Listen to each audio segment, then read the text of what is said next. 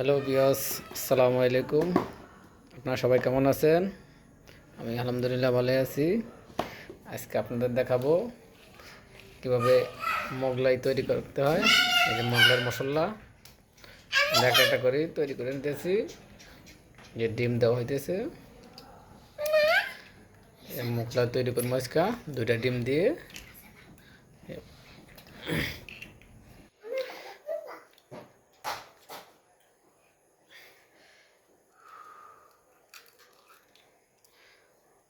এই যে ডিম দেওয়া হয়েছে, এই যে আটা দিয়ে খামির করা হয়েছে।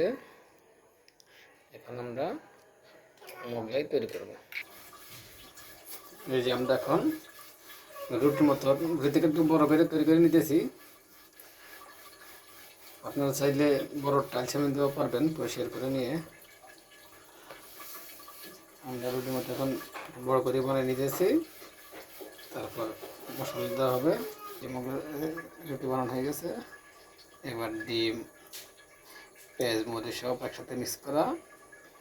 এবার এভাবে আপনারা দিয়ে নেবেন।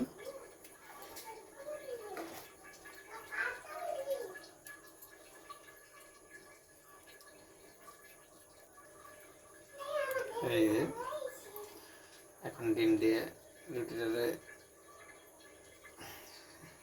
চারদিকে থেকে শিলের মতো করে দেওয়া হচ্ছে।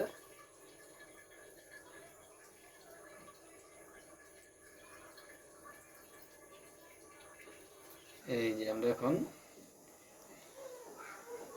মোগলাই তেলে ছাড়লাম।